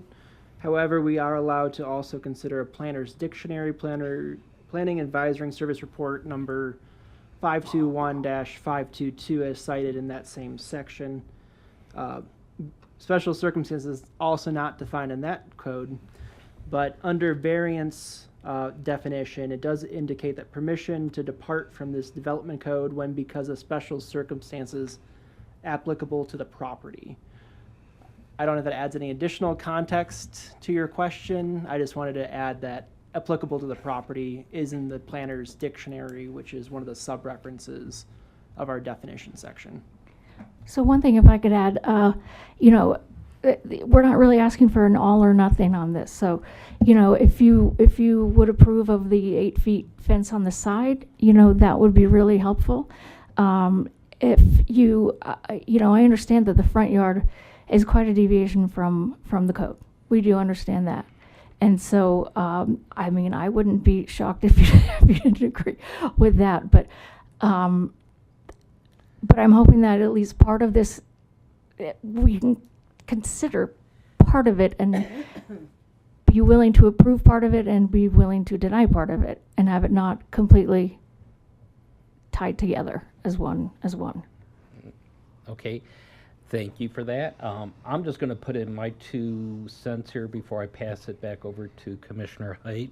Once again, I do sympathize with the applicants. I do feel, though, that I'm not sure that putting up a wall would help with, well, is appropriate for this. And I do get hung up on section 1502.060 I5A2D, whether the standard can be addressed through some means other than variance. I know that you've tried with the police, but I do feel that that is really the way that this should be pursued. And that's kind of where I'm at right now. Now, you've mentioned something about a partial approval, the side. I'm willing to consider things with that, but I'm going to pass this on to Commissioner Height. Thank you. I'm going to rejoin 2 of my commissioners, my co-commissioners. Commissioner Popkin, special circumstances, that definition says includes but not limited to. That means that the following is part of, not that it can be ignored. It's included. It is part of. Include but are not limited to. Special circumstances include but are not limited to exceptional limitations to dimension, shape, or topography of the property. Includes but not limited to. There could be other special circumstances, but those 3 are some of the special circumstances that have to be considered. Commissioner Flagg, you had suggested, and Jeremy responded, to whether or not we could condition this to the current ownership. And what I heard Jeremy saying was that we can make conditions, but it has to be tied to the property and to the code. And to tying it to the ownership of the property is neither, in my view. That all said, I can't get there. So I'm going to be moving for approval of PZR 2024-1C, which is denial of the variances. So you have made a motion, or is that? I have made a motion. Okay, do we have a second? I'll second the motion. We have a second. Now we can continue on with the debate. Commissioner Boone. Oh, were you done? I'm sorry, I am done, yes. Commissioner Boone. Thank you, Chair. So, in listening to all the discussion, my biggest issue with this 3-part variance is the front yard. I think the 50% transparency in the front yard is more relevant to fences that face the street, not fences that are perpendicular to the street. This fence is actually a continuation of the side fence. I would be more inclined to give a variance for 8 foot in the backyard between the 2 properties than to give any variance to the front yard. I would be perfectly happy with that. So It seems like once you cut down the front yard fence, whether it's at 4 feet or 4'6" or 3'6" is actually what the code says. Once you cut it down, do you still even have the benefit of having a sound fence? So that's a question, I guess. So there's three very separate things here. It's hard to group them all together. If they have to be grouped together, I cannot support it, which is why I seconded the motion. And I would not consider an 8-foot fence in the front yard for any reason. Thank you. Commissioner Flake. Let me you, go. Chair. Did I turn you on? No. I mean, I'm willing to do a verbal revocation of the other two, if that can help. You know, I don't understand your reasoning, since you know that the fence in place right now works for your clients. And I won't be supporting the measure to full force of law against the fence. I think the fence, as I've said, does serve a purpose. It is working. It creates a safe space for the Johnsons, particularly Mrs. Johnson. And to give way and go down to a 4-foot fence just because it's code, to me, doesn't make any sense. When we know that the higher fence works for her and does give her a measure of feeling comfortable and safe in her home. And I think everyone has a right to have that wherever they live. I know it's not emblazoned any place, but to me, bringing the full force of the commission and saying, nope, we're going to uphold we're not going to allow you to have the variance, you must conform to the law, seems to me a little draconian. So I will vote no. Commissioner Popkin. Thank you. I'm in agreement with Commissioner Flake here. I'll also vote no on this motion. But I don't fully agree that the full variances should be accepted here. So I'll offer another suggestion in case the commission is open to entertaining that. But first, just to continue our little semantic discussion with Commissioner Height, with all due respect, Commissioner, there's an or. It's an or statement. It is not an and. None of the physical attributes there are all considered in aggregate or in collection with each other. Special circumstances include, but are not limited to, exceptional limitations to the dimensions, shape, or topography of the property.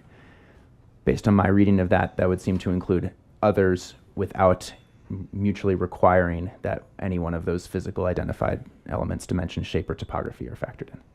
So if that is your reason for hang up on this, I'm just trying to help you get there. Respectfully, I've been doing this for 10 years, dealing with that issue. Fair enough. I think this does fall as a special circumstance in accordance with Commissioner Flake. I try to think about what's the least imposing, but also still recognizing the spirit of the solution that was provided here. And I think we could get, if the commission agreed.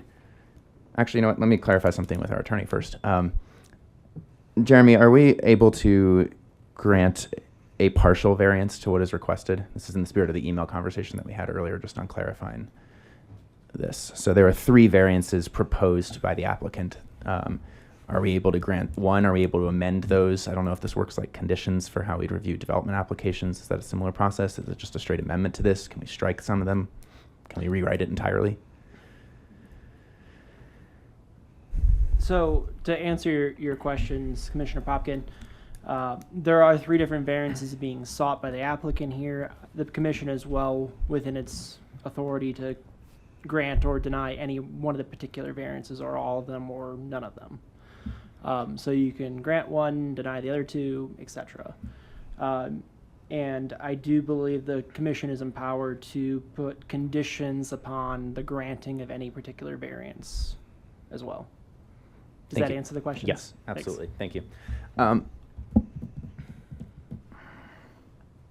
Again, I'm torn because truly I agree with some of my fellow commissioners that, look, this shouldn't have been a problem if a variance was properly requested in the beginning, followed by a permit process. I mean, that's the process that we have in the city. I don't think the applicant would disagree with that either. I think they, at this point especially, wish they had at some point gone through that, because that's what they would have liked to try to use. We were under the impression it was being gone through. Right. It was being taken care of. Right. I think that the applicant's intention, as they've made during their presentation and the questioning, recognizes that they were trying to find solutions to their situation of a poor neighbor and other harassment, and however you'd like to define it, through proper channels. I know we're debating the current motion. I've stated my position on this. I will not be voting in favor of this current motion, but I would encourage the commission to entertain whether we want to strike variance 1 and amend variance 3 to basically say 2 feet and 6 inches. Effectively, this lowers the maximum height of the fence by 2 feet to that 6 foot. It simply strikes one of the variances entirely, and it reduces it, the third one, to what I think would be a more, let's see, what's the language here? It is a lower degree to which the variance deviates from otherwise applicable standards to help address this, other than at least, in the spirit of 2D here, where the standard can be addressed through some other means than a variance. Well, we can strike one variance and we can reduce a second variance. That would be a potential compromise that I would put out to the commission to entertain, if you are so willing to do so. But with that, I will certainly be voting no on this motion. Okay, Commissioner Boone. I would just like to clarify number 3, variance number 3. It says a variance of 4 feet 6 inches. The intent there is not to drop the fence to 4 foot 6 inches. It's asking for a variance of 4 foot 6, and that the fence would remain at 8 feet. Is that correct? That is correct. The Okay. maximum allowed height in the front yard is 42 inches, so 3.5 feet. However, since my intention was to parse this up, I think it's fine if you approve the 8-foot fence on the side, and then, I mean, they would be more than happy to reduce the front fence to 42 inches or whatever it is. No, the side, I'm saying for the side to be 8, but the front is supposed to be 42 inches, and so. No, variance is 42 inches. No, the front is 42 inches and semi-transparent. No, the variant, the code says it can be maximum of 3 feet 6 inches, so the variance is 4 feet 6 inches. And then that's the third variance, and the second variance was the transparency. We could probably get by knocking down 2 feet with front. So, and Jeremy, I have a real quick question. So I want to see if I can move this to a vote, but if we were to vote on this now, that basically means that all of we can't go back and revisit a single a single variance if we approve what is this, PZR 2024 1B, correct? Or 1C, sorry, 1C. That's correct, Mr. Chairman. If PZR 1C is adopted, that would be denial of all the variances. Because there's no particular resolution addressing one variance being granted over other variances, my recommendation is if the commission is considering that option, that it's a motion concerning each of the variances and any conditions, along with a motion authorizing the chair to sign a resolution reflecting that decision of the Planning and Zoning Commission after Planning and Zoning staff has a chance to draft it. If that makes sense. Oh, this one, 6 feet. So if I'm correct in assuming what we're talking about is one of the options here is allowing an 8-foot high fence from the facade of the front of the house all the way to the backyard. That's basically variance 1, correct? Allowing an 8-foot fence. That is correct. Not the entire, from the front of the. That's the front- first variance requested. I think I was considering these separate since they're separate codes. So as far as the side fence, since 6 feet, and it's 6 feet code, and then we're asking for 8 feet. We're obviously requesting the other issues, but it doesn't mean that if you allow the 8 feet fence on the side, that, like, I'm not saying it has to be continued on the front fence. I didn't. It's unclear the way it's written. Yeah.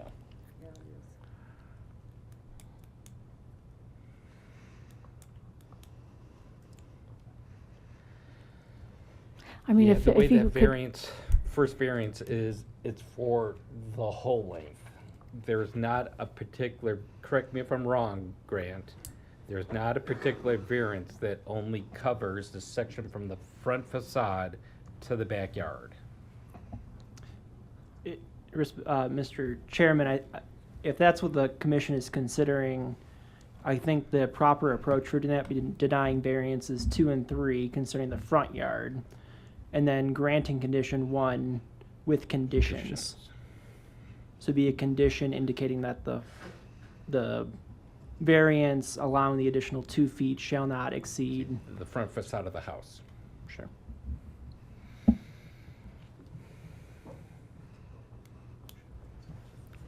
What about the transparency issue, though? Well, I think that what seems to be discussed is the transparency is from the front facade to the front sidewalk. That's the only part I think that is affected. Yeah. I'm going to move this to, do you have anything else, Commissioner Boone? Commissioner Popkin. Yeah, I just wanted to note that in the spirit of, what the applicant is seeking here and the solution here, variance 2 is, in terms of transparency, is, like, from my perspective, absolutely, justified based on the exigent circumstances here.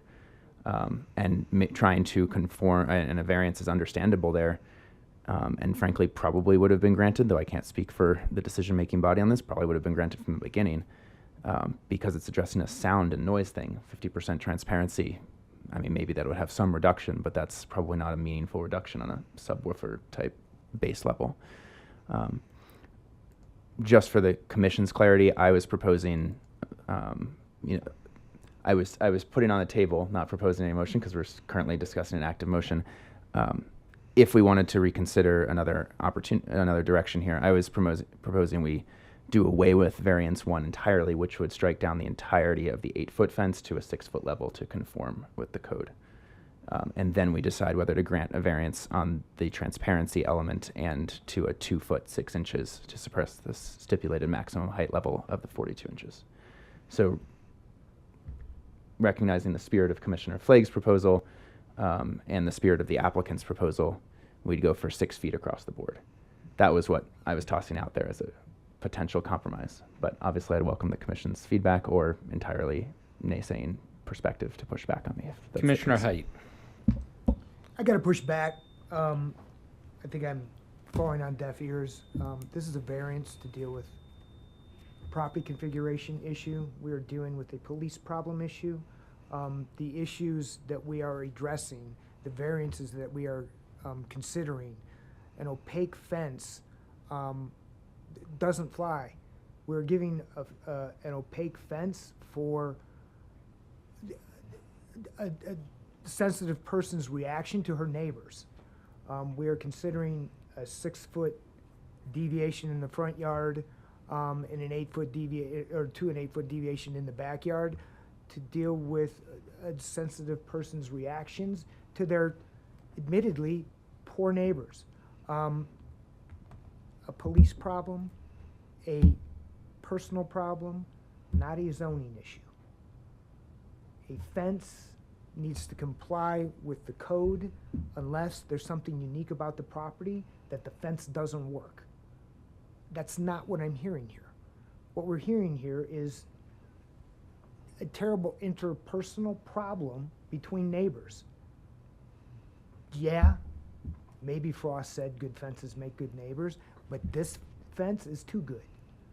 It doesn't meet code, and it doesn't meet the standards to get a variance. So I can't, well, you know how I vote. I'm going to go ahead and call a vote on this.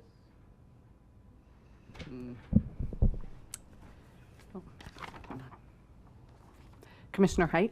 To clarify, this is 1C is to vote no, I vote, Correct. or is to turn it all down, I vote yes. Commissioner Boone?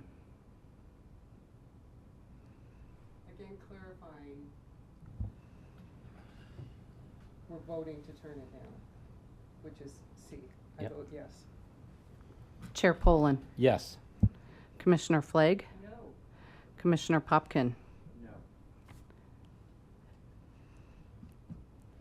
I believe that fails, correct? 3-2? I'm not sure how that works. I'll let legal walk us through that.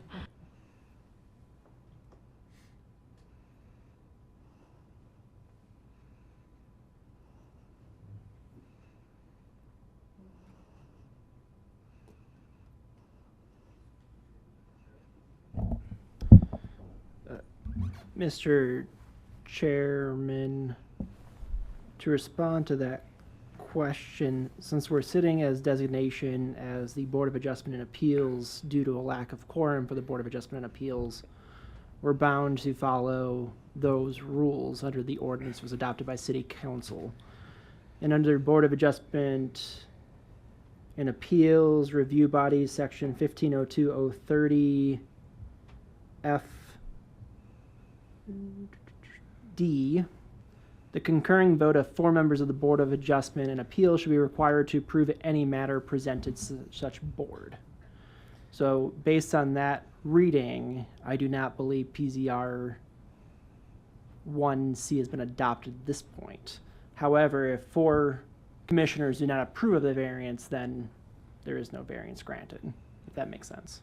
Yes, that does make sense. I think we need 4 either way. Right, so basically, we cannot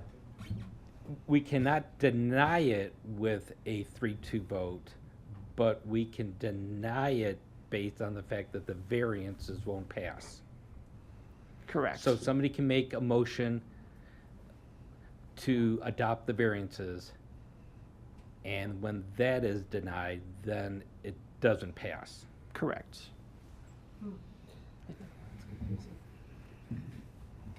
Well, shoot. Okay, so? So Commissioner Flagg, So moved so what are you, to adopt the variances. okay, so we have on the table approval of resolution BOA 2024-1A. Thank you. Do we have a second? Are you going to second it? Yep. Okay, Commissioner Height. We'll second it. Okay, we have the motion and we have the second. Let's call a vote. Commissioner Height? Nay. Commissioner Boone? No. Chair Poland? No. Commissioner Flagg? Yes. Commissioner Popkin? No. That motion passes 4-1. It fails 4-1. Sorry. It fails 4-1.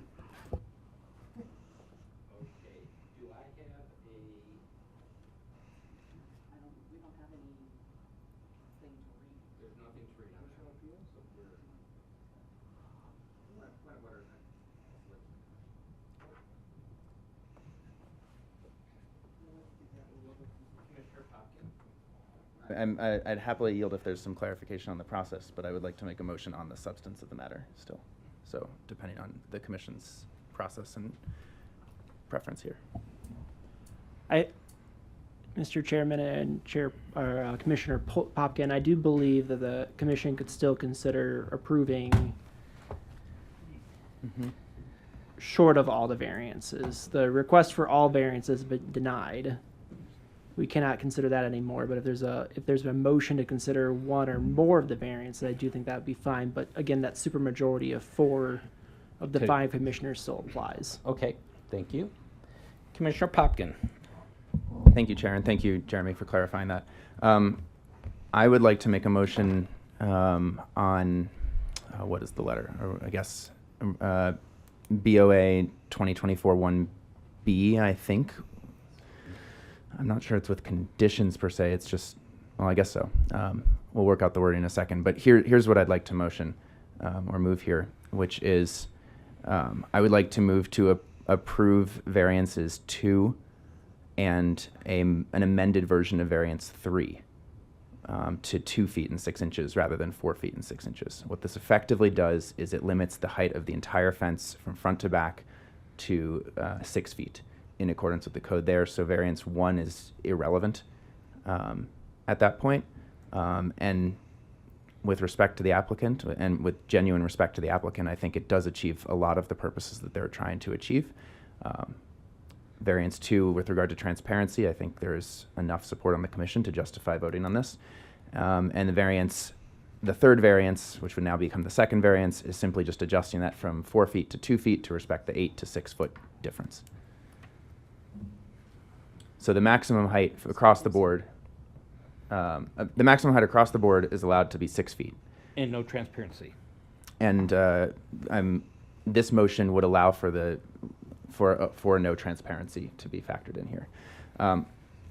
So I'll make that motion. Happy to add a few other thoughts after that.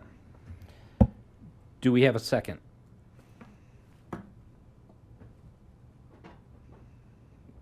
We do not have a second. Commissioner Boone. That motion fails due to no support. Commissioner Boone. Okay, I'm going to try another solution. Make yet another motion. I would move that, and I don't know how we arrange these. I would move that the fence in the backyard be granted a variance to be 8 feet as it is, solid. And the fence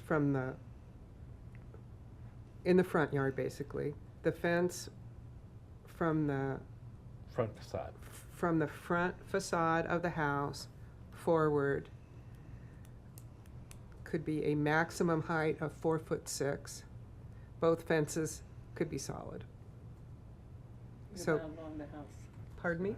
along the house. That's 8 foot, she's saying. Point of clarification. Mm-hmm. And this is intended in a friendly spirit. Is the front proposal to try to get to the legal maximum in the front currently, or are you trying to go above that? No, I'm making a variance to be a little bit higher than that. All I wanted to clarify. Because it would be a variance to bring it up to 4'6" and be a solid fence, and then step it up to 8 foot in the back. A friendly question. I'm sorry? My friendly Oh. question, Mhm. can I ask that? I will second the motion. Okay, So we can discuss. okay. Okay, so here's my question. You said backyard. To me, since we're not talking from the front of the house, in any of your description, the backyard is from, Let me turn it on. Okay, the area from the back of the house, well, tell me what you're constituting as a backyard. From the front facade of the house towards the back. All the way to the back lot line. Yes. Okay, that wasn't clear to me. That's why I was asking. Thank you. It currently is 8 feet, and I would propose to leave that at 8 feet. But once you get forward of the house, to cut it down to 4'6", which is a 1 foot variance from the 3'6" in the code, and to take away the transparency requirement because of the special circumstances. That's my motion, in too many words. And a clarification. I thought the code said up to 42 inches in the front. Yeah, that's 3'6". so she's going another foot higher. So I'm giving them another 4 foot foot 6. higher, up to 4'6".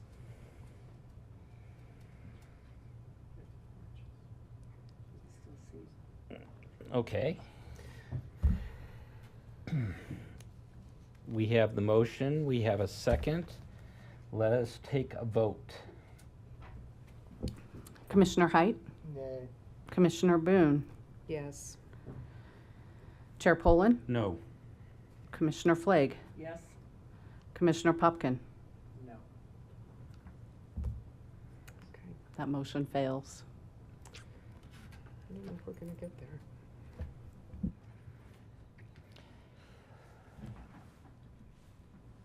Commissioner Popkin.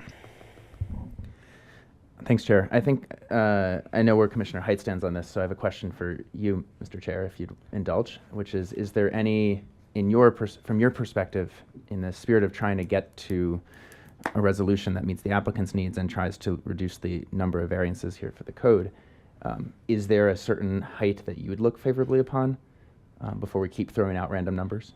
Well, Truthfully, no. Truthfully, I'm hung on the fact that whether the standard can be addressed through some means other than a variance, I do feel that, I know they've gone to the police, but I do feel that that is the route that this really should go through. It shouldn't be done by putting in a fence that doesn't meet code.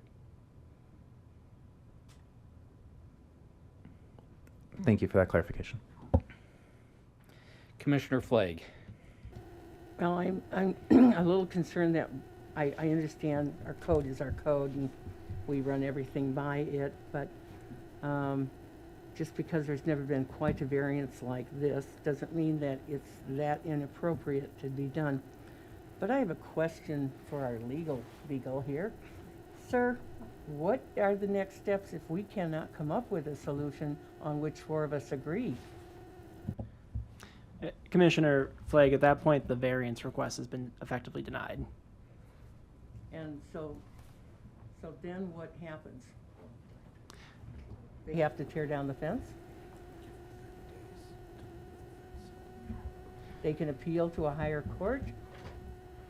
That's an excellent question that's not necessarily addressed by the code. It would be, there is an appeal process either to city council or to a 106A4 action to the district court, depending on how the code is looked at. Alternatively, if the matter is not appealed, code enforcement would have the notice of violation already in effect. They would provide a reasonable time period, which I've been informed by the code enforcement manager, that's 30 days to correct the violation. So that'd be removing the back and side fence to the required feet and then removing the front yard fence or otherwise bringing into compliance with existing code requirements. So they could take it to city council next and see what city council says.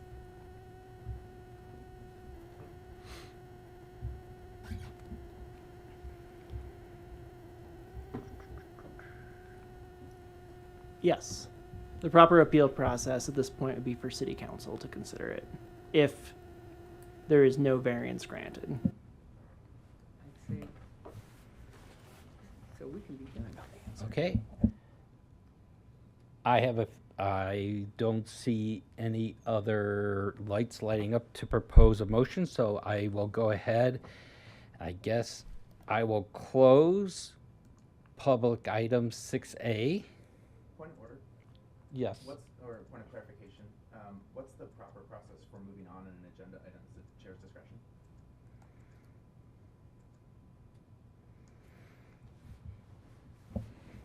Perhaps for the sake of the record, maybe there's just a motion to move on from this agenda item and finding that the variance request has been denied due to lack of approval for any Lack of variance. support, yeah.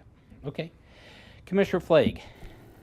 I move that we move this agenda item on because I don't think we're going to find four of us that are going to agree on anything in this. We have some very permanent positions on some of this. I'm one of the people with those positions. And as legal has suggested, alternatives are to take it to court or to city council. So there are two possible routes that the applicant can go to remedy, to find possible remedy. And as long as there's something open that the applicant can pursue, I think it best use of time is for us to move on with our agenda and the applicant to move on with the next steps in their process as they seem appropriate. Commissioner Height? We'll second that. Okay, we have a motion. We have a second. Let's go ahead and take a vote. Commissioner Height? Commissioner Boone? Chair Poland? Aye. Commissioner Flake? Yes. Commissioner Popkin? No. Chairman, that passes 4-1. Okay, we'll move on. Next item is final call, public invited to be heard. If there's anybody in the audience who would like to come forward and speak to something that was not on the agenda for today or is not going to be on our agenda in the short term, you're invited to come up. You have 5 minutes. Seeing nobody come up, I will go ahead and close out final call, public invited to be heard. Next item, items from the commission. No items from the commission. Move on. Items from Council Representative Rodriguez. Thank you, Chair Poland. As always, my gratitude to the commission for serving. This will be interesting. I've never sat in a Board of Adjustment and Appeals meeting before, so it was a first for me. And should they appeal, that'll be a first for me as well, because we've never heard that appeal in my short 6+ years on City Council. So, thank you. Items from Planning Director Grant Penland. Just a quick update. I don't believe we have any items for March at this point, so just a heads up. We may have one pending, but don't know if it'll actually make that March deadline. So. Okay.